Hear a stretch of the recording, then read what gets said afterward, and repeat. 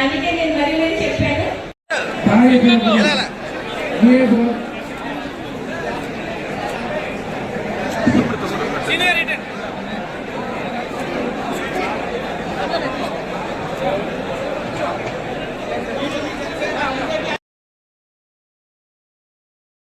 కార్యక్రమాన్ని ఏర్పాటు చేసుకోవడానికి ఏదైతే ఎన్నికల సమర శంకరావు పూరించడానికి గాను ఈవేళ ఈ వేదికని మనం ఏర్పాటు చేసుకోవడం జరిగింది. ముఖ్యంగా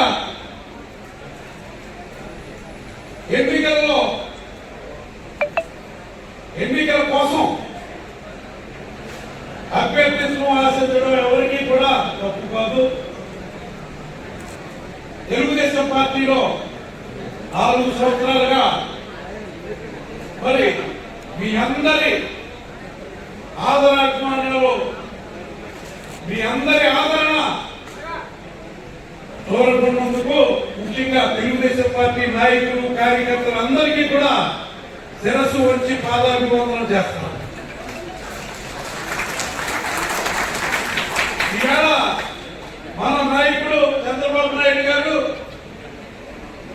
ఒక డెసిషన్ తీసుకున్నారు. తాడేపల్లిగూడెం నియోజకవర్గం జనసేన పార్టీకి బొలిశెట్టి శ్రీనివాసరావు గారికి ఇవ్వాలని తీర్మానించారు వాళ్ళిద్దరు. కాబట్టి నాయకుడి మాట ఒక వేదవాక్కుగా మీరందరూ కూడా పరిగణించవలసిన విషయంగా భావిస్తున్నారు. ముఖ్యంగా గత 20 సంవత్సరాలుగా ఇక్కడ తెలుగుదేశం పార్టీకి ప్రాతినిధ్యం లేదు.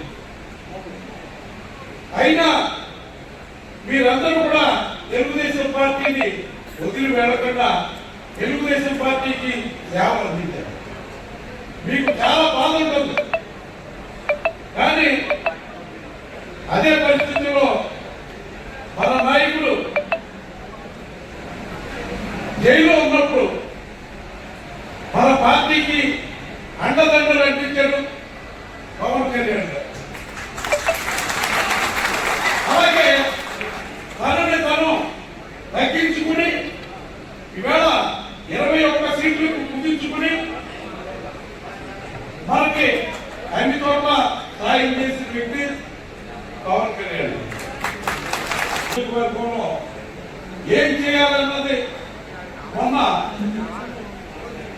గురువారం నాడు చంద్రబాబు నాయుడు గారు మనల్ని పిలిపించుకుని ఏం చేయాలన్నది దశ దిశ నిర్దేశించడం జరిగింది. ఆయన మీ అందరికీ కూడా ఒక హామీ ఇచ్చాడు. ఆ హామీ ఏంటంటే కార్యకర్తలు ఎవ్వరు కూడా ఇబ్బంది పడే పరిస్థితి నేను తీసుకురాను. తాడేపల్లిగూడెం నియోజకవర్గంలో తెలుగుదేశం పార్టీ కార్యకర్తలందరికీ కూడా న్యాయం చేస్తారని చెప్పి చెప్పడం జరిగింది. ఒక రకంగా బాధగా ఉన్నా ఒక రకంగా సంతోషంగా. ఎందుకంటే ముందుగా మనకు కావాల్సింది ఈ దగాకోరు ప్రభుత్వాన్ని మట్టి కనిపెట్టడం కావాలి. దానికి మన 3 పార్టీలు కూడా సహకరించాలి. ప్రతి కార్యకర్త గతంలో మాణిక్యాలరావు గారికి ఎలాగైతే సహకరించారో అలాగే నా మిత్రుడు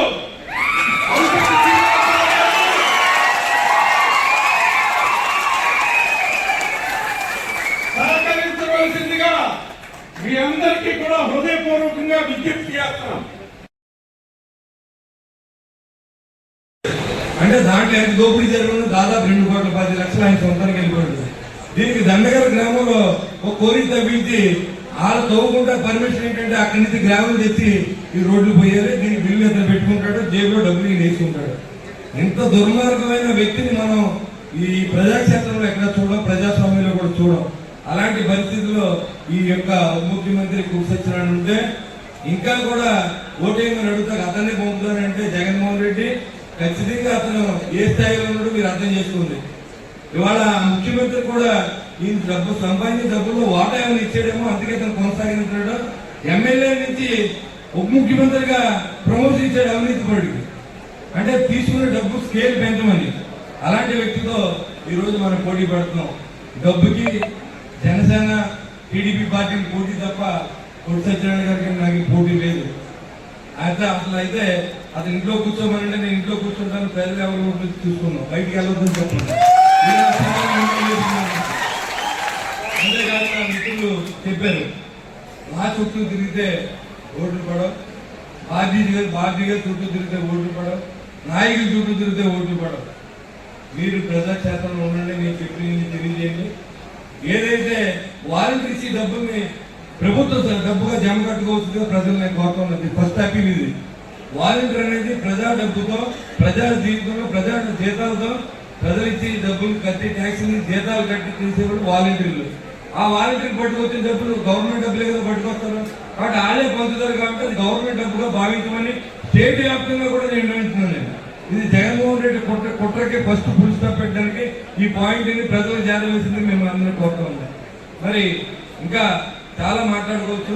పార్టీ నాకు సహకరించినందుకు ఇప్పుడున్న పెద్దలందరూ, తెలుగుదేశం పార్టీ, జనసేన, బీజేపీ పెద్దలందరూ నాకు సహకరించినందుకు మీకు ఖచ్చితంగా ఈ 5 సంవత్సరాలే కాదు నా జీవితాంతకాలం కూడా మీరేం చెప్పినా చేయడానికి నేను సిద్ధంగా ఉన్నాను. నాకు పార్టీ ప్రేమించాలి, లేదా వ్యక్తి ప్రేమించలేదు. తెలుగుదేశం పార్టీ నుంచి నేను మున్సిపల్ చైర్మన్ అయ్యానంటే ఆ రోజు తెలుగుదేశం పార్టీలో అయ్యాను. ఈ రోజు నేను ఎమ్మెల్యేని అవుతే మళ్ళీ ఖచ్చితంగా తెలుగుదేశం సహకారంతో, తెలుగుదేశం పార్టీ గారి సహకారంతో, వాళ్ళ నాయకుల సహకారంతో, జన సైనికుల సహకారంతో, వీరమైన సహకారంతో, బీజేపీ పార్టీ సహకారంతో నేను మళ్ళీ ఎమ్మెల్యేని అవుతాను. ఖచ్చితంగా మీ అందరి సహకారంతో ఈ తాడేపల్లి కాన్స్టిట్యున్సీని రోల్ మోడల్ గా తయారు చేద్దాం. అన్ని వచ్చిన 6 నెలలు అన్ని రోడ్లు వేయిస్తాం. ఖచ్చితంగా అది నాది హామీ. వచ్చిన 6 నెలలు ఇంకా సమ్మర్ స్టోరేజ్ ట్యాంక్ ఏదైతే ఉందో దాన్ని వచ్చిన వెంటనే శంకుస్థాపన చేసి దాన్ని పూర్తి చేసి బాధ్యత సంవత్సరం వచ్చి చేతులకే మన సమ్మర్ స్టోరేజ్ ట్యాంక్ లో నీళ్ళు తాగుతాం కూడా మీకు నేను వాగ్దానం చెప్తాను.